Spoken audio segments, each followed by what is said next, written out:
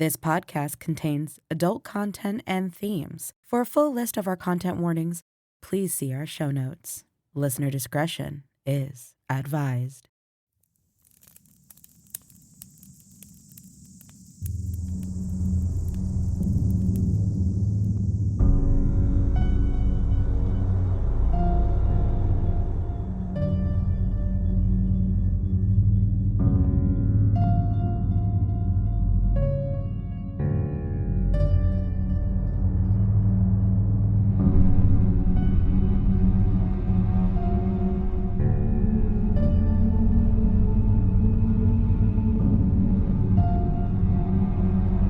Welcome, my dear travelers, to the Morbid Forest.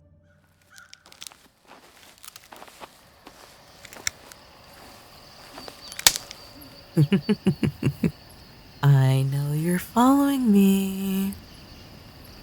You know, I'm the one that should hold a grudge against you.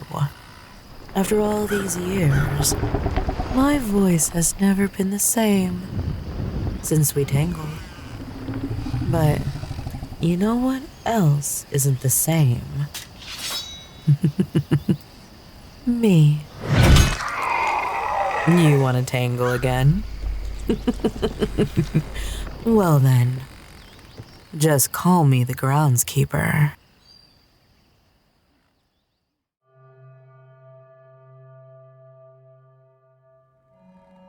Arlo had never experienced foliage to act so peculiarly. There was an animation to it he had never seen before. He wasn't new to being a groundskeeper. He thought he had seen it all. This was different. At first, he thought he was crazy, that it was all a hallucination. The way branches of trees reached out to grab him, and the tall grass clung to his legs and feet that he could almost brush off. But the worst was the sun. There was no denying the strangeness there.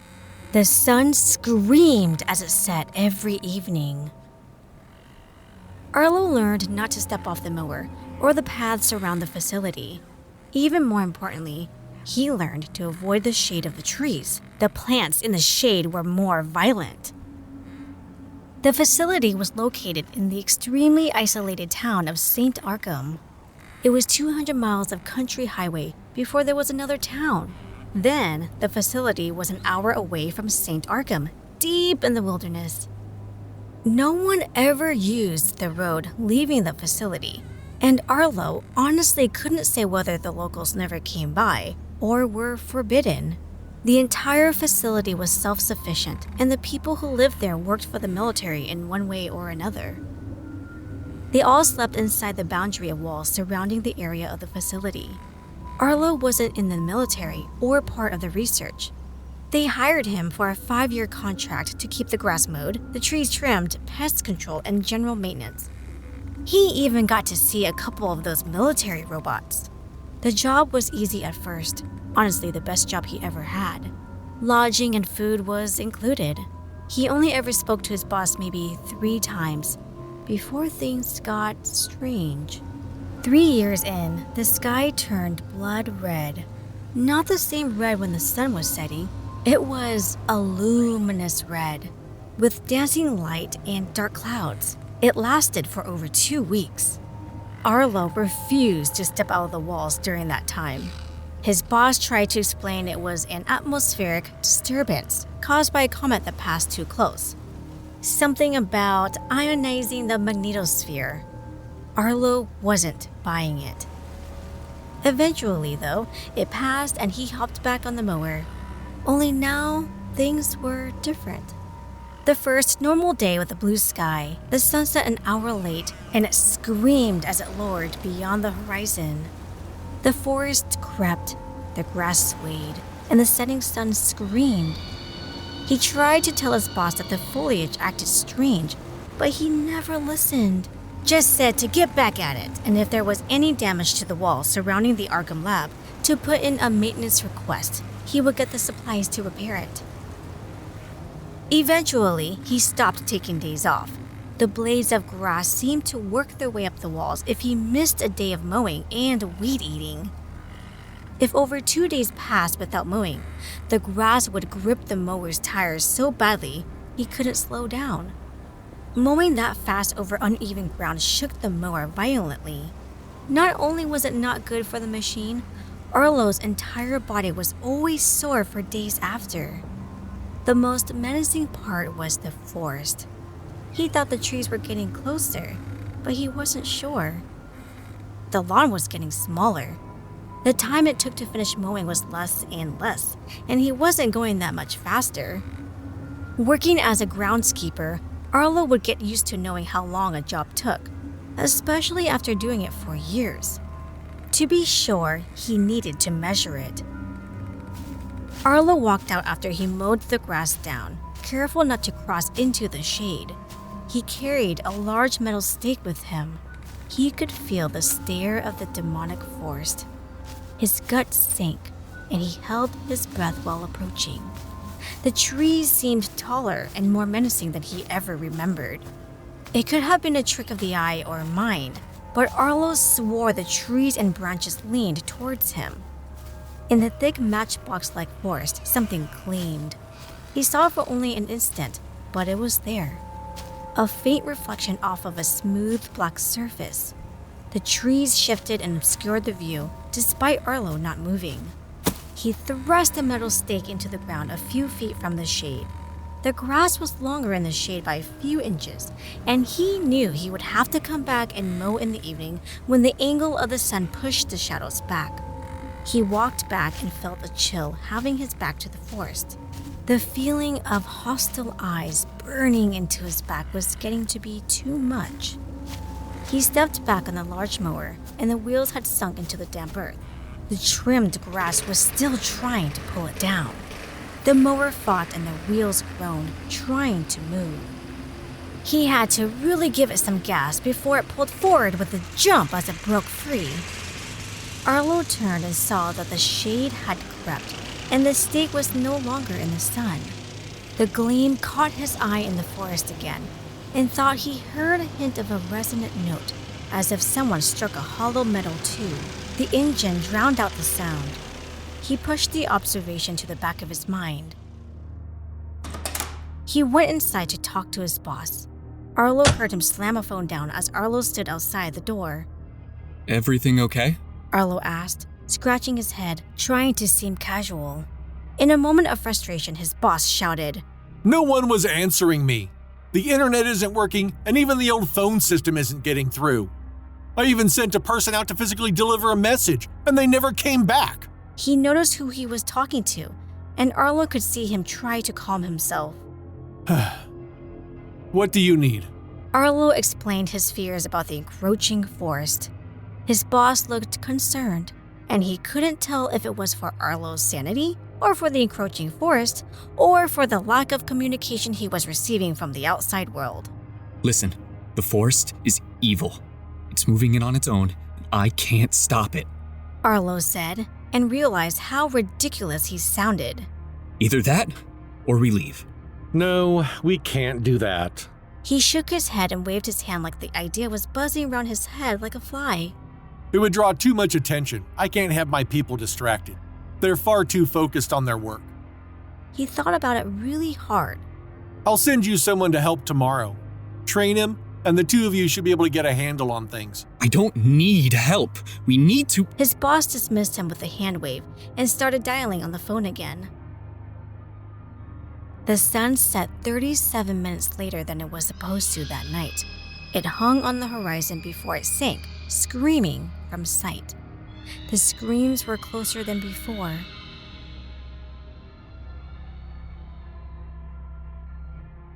They gave Arlo a young man named Guillermo. He worked in the staff cafeteria, and he told Arlo about the rumors that they found something underground where the facility was. That was why it sprung up. St. Arkham used to be a good village. The farms fed everyone, and people rarely left. Guillermo said with intensity. The owner of the supermarket, Mr. Eli, left most often. He would take a large truck and stock his store with supplies that the locals couldn't make. He wanted to expand, bought some land to cultivate, and built a cellar to store products. Mr. Eli found something when he dug, something he didn't want to explain. His family and neighbors who saw it were horrified. Couldn't explain what it was if you asked. They just stumbled over the words, as if the memory physically hurt. Arlo listened intently. He had heard none of this before. So he reburied it. After that, nothing seemed to be right. The grass grew odd, the tree roots shifted to trip you, and worst of all were the strange sounds at night after the setting of the screaming sun. Apparently, whatever he buried, every morning he found it dug up, as if the very roots in the ground were pushing it to the surface. He diligently put the dirt back every morning, even placing large stones over the area. And yet, every morning, he found it exposed. The strangeness of the plants kept spreading. They burned the fields, cut the trees, but it never stopped. Eventually, it got into the town. That's when Mr. Eli called Skadigamuch University. They sent out some researchers to take samples and whatnot. Soon, trucks showed up, and they started digging. Shortly after they built this facility, they brought in some military after an incident where there were some casualties. For a while, things went back to normal. The sun set silently, and the plants didn't fight back. As he talked, Arlo could hear the sun screaming as it set almost 2 hours earlier than it should have. He wondered what it was. The sun surely didn't make that woeful noise. It had to be an animal. Why did one day the sun set late and others early? Why did it stop for several years only to start up again? Arlo stood outside his small apartment and listened to the darkness. The entire facility was quiet, and Guillermo walked away back to his place quickly. He said the noise at night was unbearable, but Arlo heard nothing. That itself was peculiar. The wind blew, but there was no susurration of the leaves, and the usual sounds of night were absent. No insects, owls, or loons. Even the gentle chirp of peepers was gone. Arlo walked to the wall and up the stairs to the top. It overlooked the field, and the dark mass of forest seemed to stare back, waiting like an ambushed predator. He listened carefully. Despite the warm wind, the trees didn't sway. They stood stoic, dark, and grotesque, as if they were disconnected from this reality and the rules didn't apply to them. Then the sound as subtle as a breeze became apparent. At first he thought it was his tinnitus, a gift from working without ear protection for years. This was different. It wasn't a constant buzz. It was melodic and faint. Arlo leaned in close. The sound grew a little louder till he could make out the unmistakable melodious sound of chimes. The hair on his neck raised at the sound that flowed from the deep woods. The moon peeked out from the clouds, and Arlo saw the shimmering black gleam again. A twig snapped and a tree groaned. It must be moving closer. The next morning, Arlo and Guillermo hopped on their mowers and drove out. Arlo told Guillermo how they had to mow nearest to the woods on the west side, since the sun shining from the east illuminated closer to the woods, and in the evening, they would do the east side. He bounced along the mower and observed the boy. He knew the dangers. Arlo spent a lot of time warning him of the dangers. Despite that, he couldn't help but be protective. Arlo was much older than the boy and never had children. Even still, his paternal instincts kicked in whenever he was around someone significantly younger. He watched as the branches traced Guillermo's movements as he mowed along the tree line. As Arlo continued on, he looked for the stake he put in the ground. He scanned and searched the wood line. It couldn't have moved that quickly, he thought. It would have had to move almost 10 feet in a week's time. Arlo searched the brush and the trunks of the trees. The knots in the bark made eye contact with him and stared, knowingly, mockingly. There was hardly any other plant life other than the trees. The oppressive canopy smothered everything else. Sure enough, as he searched the dark woods, just within the border of tangled roots and gnarled trunks, he saw the metal stake and couldn't take his eyes off it. As he stared, his vision's focus shifted to something behind it. The trunks parted imperceptibly, and he saw something smooth, black, tall, and angled. A carved piece of the night sky stood out impressively among the trees. It was transfixing, and he couldn't take his eyes off of it. Completely enthralled, he moved the mower closer and closer to get a better look. That was a mistake. A branch caught him on the chin and it flung him from the mower. He hit the ground and the mower quit. He tried getting up, but the grass had a hold of him, and a root emerged from the earth and curled around his ankle. The damp wood dug into his skin and started dragging him towards the woods. Arlo screamed in agony and fear as it pulled him into the shade, and the blades of grass where he hadn't yet mowed pulled at his clothes and flushed like thousands of prehensile knives. Arlo didn't see Guillermo leap off his mower, but he was at his feet with the long blade and chopped at the roots until his feet were free. Arlo kicked and flailed harder, trying to get up as the grass pulled him down, shredding his clothes and skin as he fought. Guillermo grabbed an aerosol can of something, flicked the lighter open, and unleashed a ball of fire. He felt the grass wither from the heat and then snap from his movements. Arlo scrambled to his feet. The pungent smell of burnt hair and grass filled his nose. A stream of flames burst forth from the can towards the forest, igniting what little underbrush there was. Roots shifted and dirt piled up over the fire, smothering it. Arlo pulled himself onto his mower, panting and bleeding.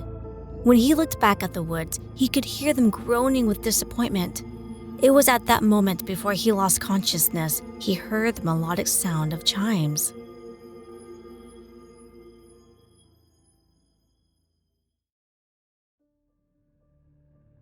Arlo became aware of movement near him. Someone was in his room. Then his memory came back.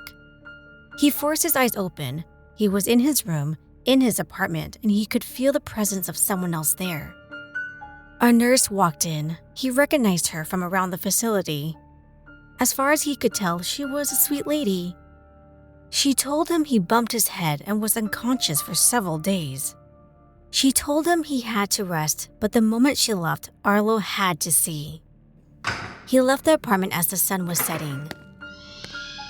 The sound of his screams made the hairs on his arms and neck rise.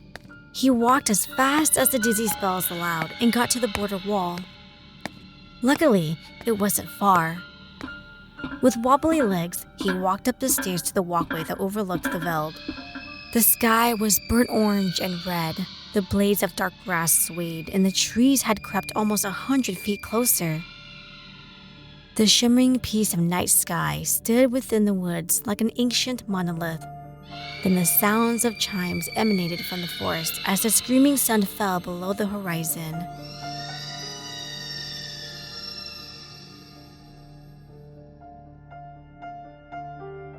Guillermo had gotten injured as well and was being treated.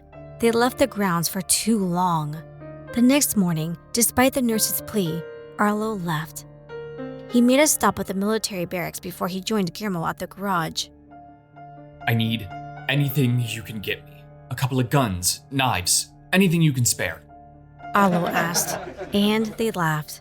There weren't many soldiers at the facility, despite the military's involvement. They didn't take their job seriously. They were still drunk from the night before. With breath that could have given Arlo a buzz, one of the older soldiers asked, "What are you gonna do, mower boy? Shoot the grass? Stab the trees? Maybe lob a grenade at a tree stump?" He nearly fell over laughing on his own joke. "Did you bump your head when you fell off your mower?" Another one asked, before taking a large swig of beer. Defeated, Arlo went to leave before being stopped by a young soldier. She seemed genuinely frightened by what Arlo had said. I hear the screams at night. The others ignore it, or seem to think it's something else. He said, his voice trembling. Stand guard tonight and watch the forest. Then, tell me what you think in the morning. She said she would, and in a loud bravado declaration, she told the others he was going to stand guard over the so-called haunted forest tonight. They all drunkenly cheered her on. Arlo left with the gear. Guillermo cradled the pistol he handed him as if it was going to go off at any sudden movement. It's okay. It's only for emergencies. Arlo told him with paternal tenderness. He couldn't help but to talk to the boy in. Why would you think you need a gun? He asked, fear in his voice. The forest has moved in closer and has gotten stronger. I was not in the shade when I was thrown from my mower. The roots had never done that before, and grass shouldn't have the strength that it did. Arlo stared at the young man, waiting for him to answer. Well, why don't we just burn it all? A fire that large would bring attention here, but maybe we could kill it. Poison it. That morning, they filled a rolling barrel full of diluted bleach, drilled some holes in it, and mowed and rolled all the grass in the shrinking field between the trees and wall. They had to go back and refill it several times. The lady that worked with the laundry thought they were mad and stopped giving them bleach after they ran out. They switched to salt in the water from the food supplies. They spent the entire day poisoning the grass and hoped it would kill some trees too. But Arlo didn't count on it. He put another stake in the grass at the edge of the forest. The grass looked a little grayer than before, and he felt hopeful. But that night, Arlo had troubled dreams. A piece of the black sky rising from the dark green blades of grass deep in the forest called to him. The air filled with the sound of chimes, and the smell of damp earth felt like home.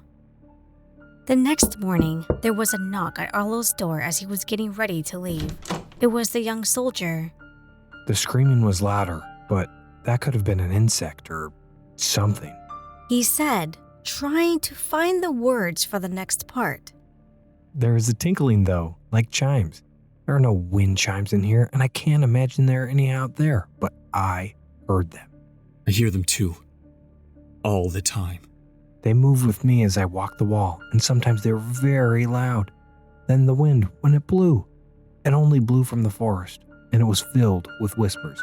I couldn't tell what it was saying, but it was definitely speech. What else did you see? Something was moving in the forest. They darted in and out of the woodline. Though when they showed up, it was foggy, and I couldn't make out what they were. I'm going to stand guard every night, and I'll see if I can convince the others. There are only 8 of us, but we have a few combines. Arlo had never seen a military combine in person. The large humanoid machines always looked graceful and deadly in the videos. But it was hard to imagine when all he had to compare them to was the construction combines that were used ubiquitously. Arlo finally felt validated that this wasn't just a shared hallucination between him and Guillermo. They were going to get some more help, real help now. They filled up the mowers, stashed the weapons appropriately, and embarked. The grass was brown and brittle. It flaked and filled the air as they cut it down. Arlo could hear the satisfying and crisp crunch of the poisoned turf below the tires. He never thought in all his years of groundkeeping that he would be happy to see dead brown grass. He drove to the stake he had planted yesterday, and it didn't seem that there was any encroachment by the forest. This was a complete success, and he thought he could take a day off, maybe relax for once. With them cutting the grass after the bleach and salt did its job, it shouldn't grow back quickly, if at all. That's when he noticed Guillermo off his mower on one knee facing the forest. He had his hands out. No! Arlo screamed, but Guillermo couldn't hear him at such a great distance and over the growl of the engine in his mower. He pushed the machine hard and sped up so fast the front tires lifted off the ground.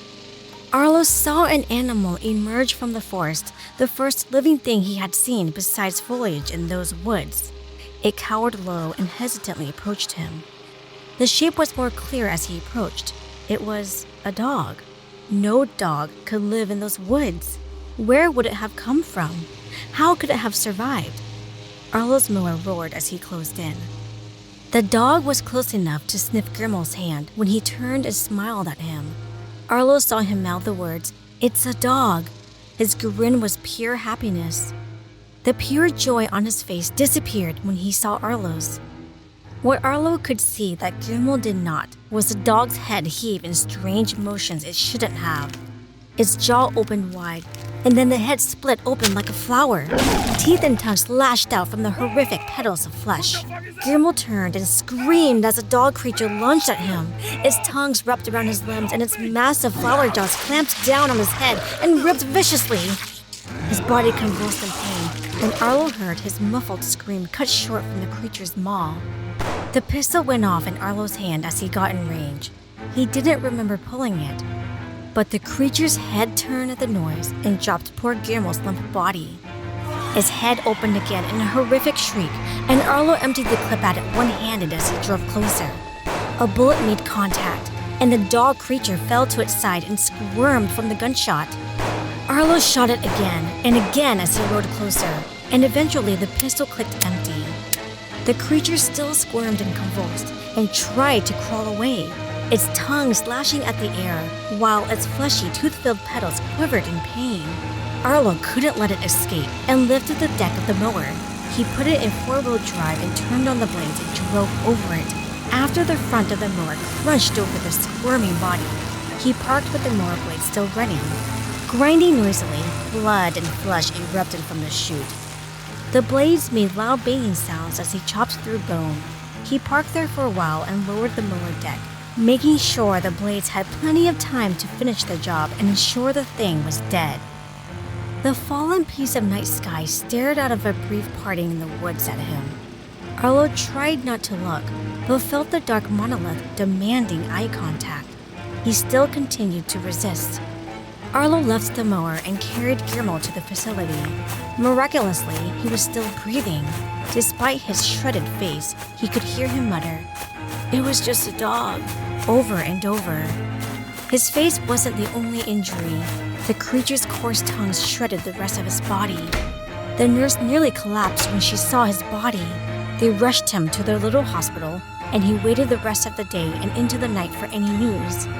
It was nearly morning when the nurse came out to tell him, despite them being able to treat his wounds, there was a toxin they couldn't beat, and he had died. Arlo felt the chair absorb him as he heard the news.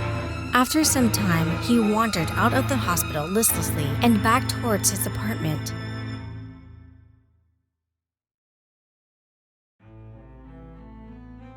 The sun was rising now, and he had gotten no sleep.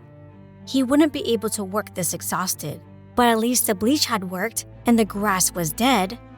After getting back to his apartment, he fell into a deep, troubled sleep and didn't wake until the next morning.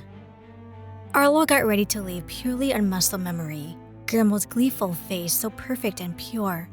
Then the next second, it was a bloody, torn mess. He couldn't help that the thought still lingered in his mind. He left the apartment and opened the gate. He nearly sank to his knees when he saw the lush, swaying green grass, and his mower was barely visible past the tree line, overwhelmed by the trees. The trees crept, the grass swayed, and Arlo mowed alone again. The young soldier, who he learned was named Sam, kept giving reports every morning of the movements in the night. They were getting more frequent, and the forest seemed to creep closer at an increasing speed. Sam spoke of the groaning of the trees and tinkling chimes. The other soldiers started to notice too. Arlo told him they had to do something, anything to stop its encroachment. He had to replace tires on the mower almost daily.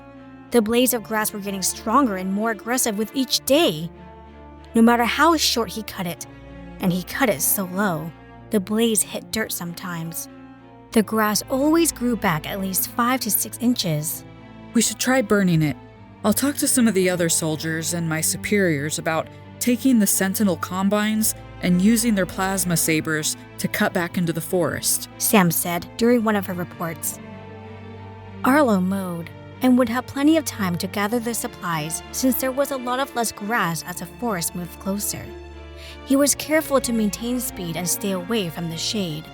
The engine would whine with effort as the grass gripped and pulled at the mower. It never stopped, but Arlo couldn't help but stare into the forest. Why was this happening? What was found underground? And what were the researchers doing? What was this strange structure that kept appearing? It was never in the same spot, and it almost seemed the same distance away. Arlo was deep in his spiral of thoughts when he abruptly stopped moving. When he looked down, he saw the grass overwhelming his tires. The motor whined loudly, and he put it in 4-wheel drive and gave it all the power it had. It moved slowly, the grass ripped and strained, and then he saw things darting from the woods. When they emerged from the shade of the trees, he saw they were the dog creatures. Their heads burst open in grotesque, yonic flowers of teeth and tentacles. Still giving the mower gas, he pulled the pistol and started shooting at the dog creatures as they ran at him. Arlo hit one, and it fell squirming and howling. Then the grass wrapped around it, pulling it down into the earth. Its screeches were loud and jarring while it was pulled down, then muffled as it sank. Finally, it went silent, after a loud crunch as its bones were crushed.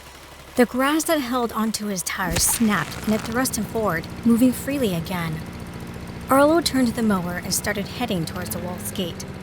He turned and fired the last of his few rounds at the closing pursuers. It didn't stop them, and he didn't have another clip to reload the pistol. He pulled a machete ready to use it if one of the dog things attacked.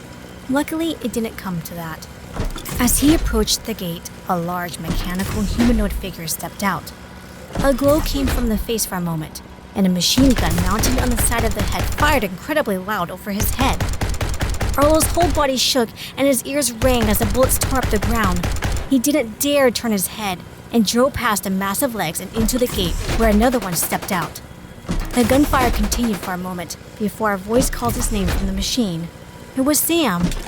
She lowered the combine to one knee and opened the cockpit. Get in! It's too dangerous for you to take that thing out there again. We are going to take care of the forest.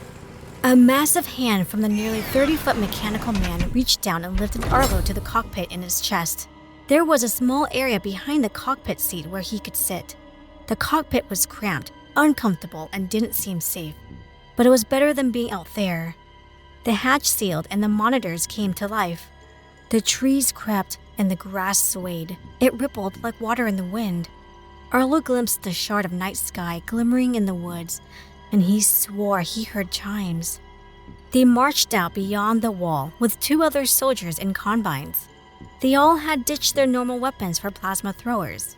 Apparently, they had never unloaded the other 2 combines, since they thought it was unnecessary for this much firepower out this remotely. The grass held no chance against these massive machines. The branches still seemed to swat and reach out, only to snap and scrape against the metal armor. They sprayed superheated plasma from their weapons and instantly ignited the trees and grass. The forest recoiled away as the 3 combines slowly and methodically walked along the edge, burning the trees. Arlo watched for the structure excitedly and thought he would finally see it out there. He tried to recall what he had seen, and his mind constructed this beautiful image of a sleek black stone made of night sky, a monolith. His gut squirmed at the thought, and he remembered the uneasy feeling when he first saw it through the trees. He felt it again now, as they passed where he thought it should have been, yet there was nothing. So they kept turning the forest to ash. There was no resistance until that night. He told Sam that they should start over again in the morning, but they felt invincible in their combines.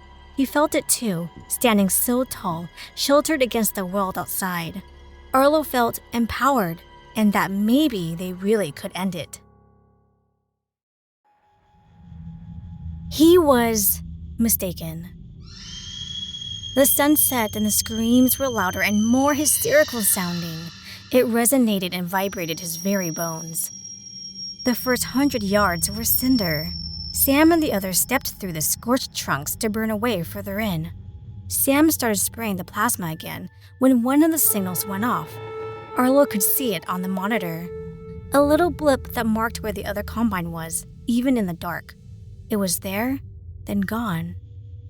They could hear the other soldier call out for a response, but none came. Sam at first assumed it was interference, until she heard what was on the still open line. Chimes. They cut off the line, and Sam walked over to the location of the signal. What they saw, Sam was not ready for it, but Arlo was already familiar with the sight. In the burnt, charred ruins of the forest stood a black monolith. As they approached, Arlo saw that the black, smooth surface was speckled with white. At first, he thought it reflected the stars, but the many constellations represented on the monolith didn't move as they approached, and were not like anything he had seen. It was a shard of night sky, but the stars were alien. It was not his sky. The monolith stood nearly 50 feet tall. It should have been noticeable in the forest in the daylight. It stood a few feet taller than most of the trees. How did they not notice it before? Arlo and Sam approached and saw that the other Combine was standing with their cockpits open and empty. Where did they go? Arlo asked, not really expecting an answer. He knew they had given themselves to the forest. A sound became audible. It didn't seem to come through the speakers, but it was soft, like the down of a feather. Arlo couldn't tell if it was there the entire time or not. The sound of chimes. They were in his head, the dissonant ringing, lacking a melody or any cohesion. Sam walked the Combine closer to the monolith. The chimes became so thunderously loud that it consumed all Arlo's thoughts. Were the chimes coming from this monolith? Then why did they seem to come from within his skull? Why is it so loud? He wanted to ask Sam if she could hear it too, but the sound rendered him useless. All he could do was stare, and they both stared at the monolith through the monitors. It was strangely beautiful and horrible. Even with its perfect geometries, it gave Arlo a sickly, uneasy feeling. He forced the phrase, "We should go back," out of his mouth, quietly at first, but when Sam didn't respond, he said it louder and more assertively. The chimes became more silent, releasing their stasis on his body. He repeated louder and Sam jumped, startled as if she forgot Arlo was there. Sam stammered but agreed, then asked, dazed, what had happened to everyone else. They just need to go back and they will figure it out the next day. They started walking back through the blackened stumps when something reached up from the ground and wrapped around one of the Combine's legs. He was thrown from the seat as they crashed down. Arlo cursed loudly as Sam struggled to get the Combine to stand again. He saw through the monitor that darkened roots wrapped around the Combine and pulled it down. Sam, in a moment of clarity, started shooting with the Combine's head mounted guns at the stumps, then fired the plasma thrower. It was enough for the roots to release, and the Combine climbed to his feet. This time, he ran. The thunderous stumps shook Arlo's body as it ran through the field of stumps and felled trees for what seemed like infinitely longer than entering. The wall in the distance, with the faint glow of the research facility, didn't get any closer. They were running in place and the chimes started again. Sam flinched. That's when Arlo knew he was suffering from the thunderous tintinnabulations. He screamed and the Combine ran faster. Arlo covered his ears and crawled up against the seat as the Combine shook violently from the sprint. They burst from the blackened forest and the gate was just a short distance beyond. They ran in, completely relieved to be alive. The chimes faded and they were finally safe behind the walls. They cut their celebration short when they turned back to look.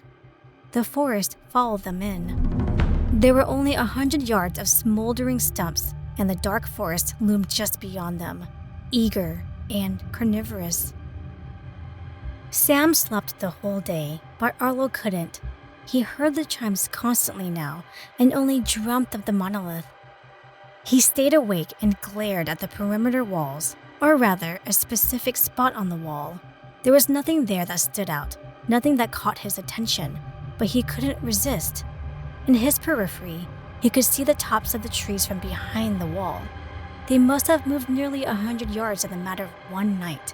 It didn't make sense. They burnt them. There was a field of cinders. Yet, there they were, encroaching like the tide of an ocean. What was this demoniacal forest, and why is it doing this? Is this some sort of hell?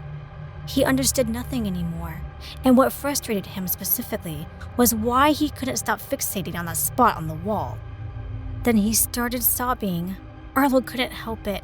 Frustration, fear, and resent filled his mind. The only thing that tore him from the dark thoughts were the chimes. They became loud again. So deafeningly loud, but so beautiful. Arlo walked towards the wall, towards the area that drew him. When he came to the wall, he realized the spot that was drawing him was beyond it. The sound was louder and had the complete devotion of his ears and mind. He walked along the wall towards the nearest gate. The branches were now reaching over, and the walls groaned as the trees tried to pull them down with a slow, relentless force. Soon the trees would overtake the facility, and whatever roamed the forest would wander between the buildings. Arlo opened the gate, and as it opened, he saw the forest just beyond the wall. There was no more grass, only the looming trees. They parted imperceptibly, and the monolith stood tall, black and shimmering with horrible beauty, in front of it, covered in mast. Arlo saw his mower.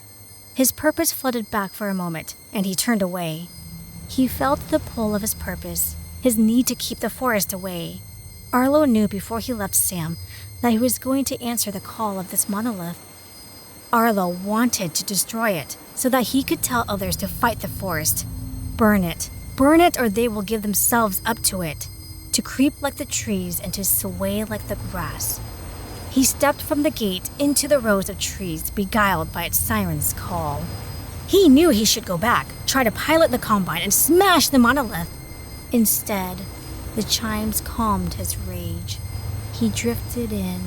He creeped like the trees and swayed like the grass to the music of the chimes. The trees creaked and the grass swayed, and now Arlo did too.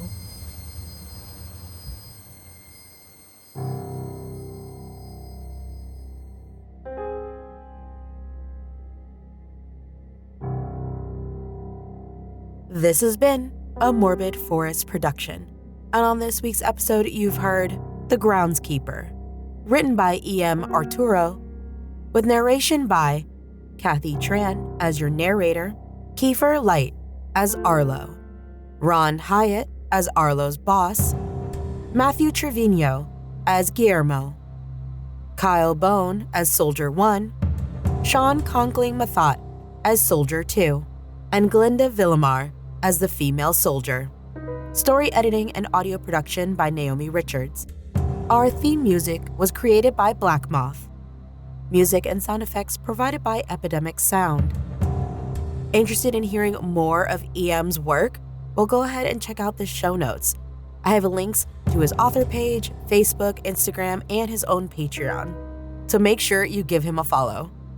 Follow us on X, or Twitter if you're old school, Instagram, Threads, Blue Skies, and Discord to stay up to date on all the happenings within the forest. Interested in more morsels of the forest? Then join our Patreon.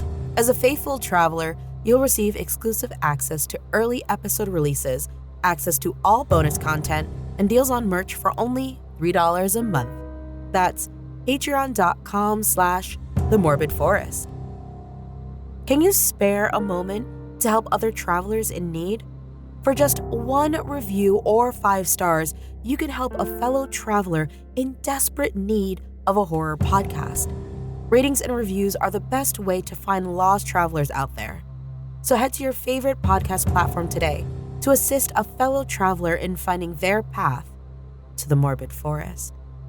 And with that, we'll see you next time, travelers, on the Morbid Forest.